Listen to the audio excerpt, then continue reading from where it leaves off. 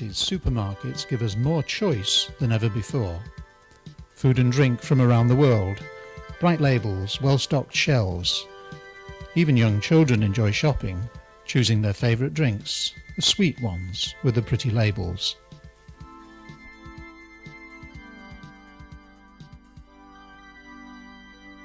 Food and drink labels must carry information, details of the ingredients in order of quantity.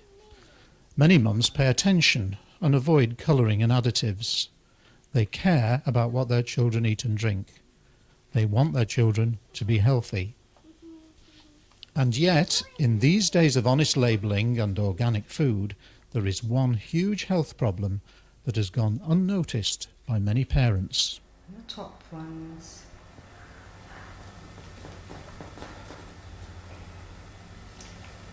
There. Oh dear. And which one is the one that's been really hurting? That one down there. Has it been keeping him awake at night? Yes, it has been keeping him awake at night. Right. Well, looking at these, there are 12 teeth that will have to be taken out here because they've gone too far.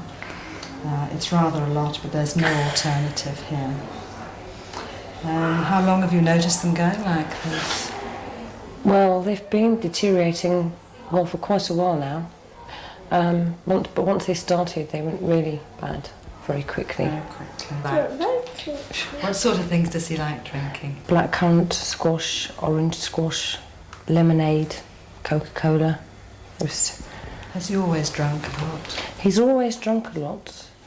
Even when he was a baby, he used to drink bottles of juice.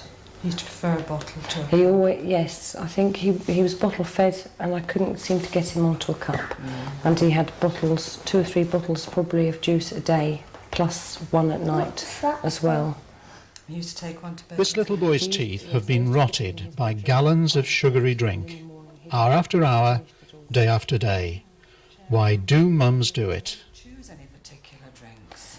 Well, mainly because you see them advertised on the television and or in magazines, and the children see them and they ask for these various things, and a lot of the advertisements say that they come with vitamin C and fortified with this, that and the other, and you think they're perfectly safe for your children to drink. Yes, fine.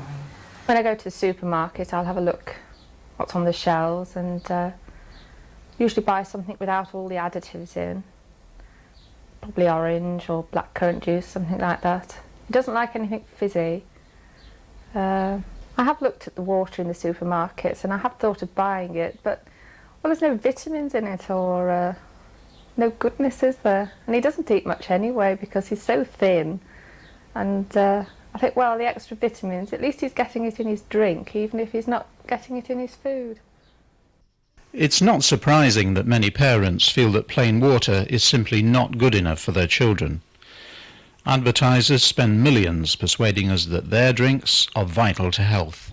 Vitamin C is the answer to everything.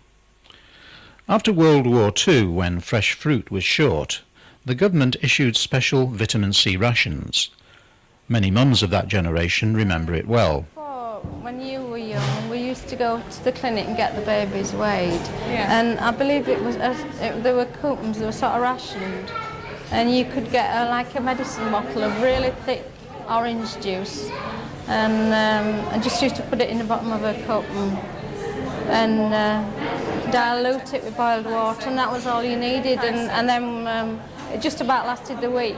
Yeah. You didn't have to buy anything in between at all. You just, and that was all that... Yes, and it was only like a medicine bottle. Yeah. And it was full to the top. And that was all that you gave? And that was all, yeah.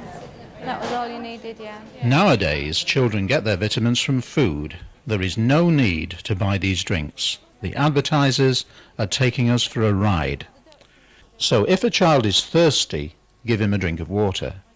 Milk is all right too, as long as you don't add things to it. The latest fashion for flavoured and sweetened milk is another threat to teeth. Basically, a thirsty person needs water, nothing else. If the tap water doesn't taste nice, there is a huge range of bottled waters in the better supermarkets. Water doesn't need polluting with sugar and acid. That's what does the harm, in fact, sugar and acid.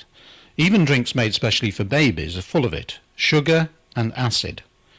Sugar has many names: dextrose, fructose, glucose. All sound attractive, but they are names for sugar, and sugar rots teeth.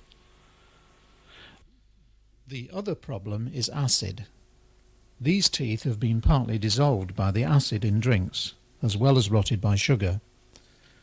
The harmful acid is there even when the drink is sugar-free. Low-calorie, sugar-free diet drinks melt the teeth if sipped constantly. Even fresh fruit juice is harmful taken this way. It's when and how often that counts. When we finish drinking, our saliva starts to neutralize any acids left in the mouth. This can take about an hour. If we sip another drink in the meantime, our acid level is topped up again. Children who sip sticky drinks never give their teeth a chance. This is the result. Sadly, if a mum breaks the habit, other people may step in and spoil it all.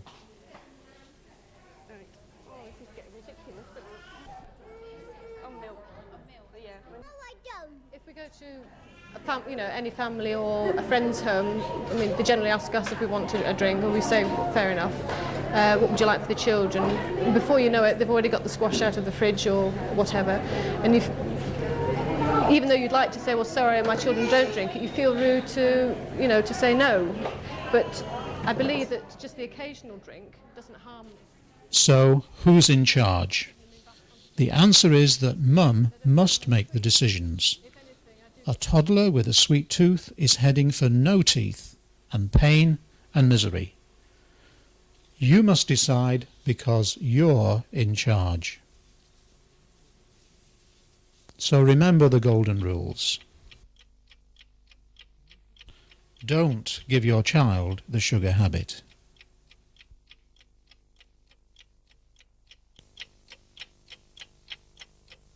Don't pollute their water with sugar and acid.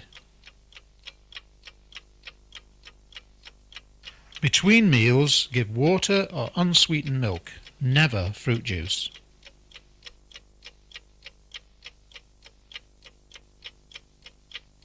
Leaving your child with sticky drinks guarantees rotten teeth.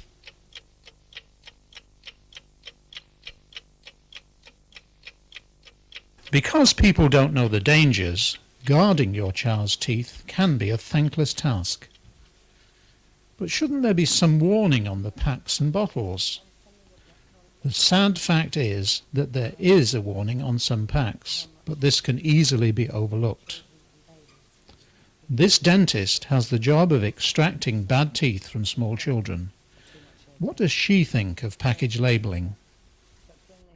This is a particularly good packet. It says here that you've got a checklist. It's nutritious because it's got extra vitamin C. It's got no unnecessary additives. It's refreshing so that you can satisfy your baby's thirst. It's low in sugar, it's delicious, it's low in acid, and it's economical to use. So here's a drink that you just cannot resist. However,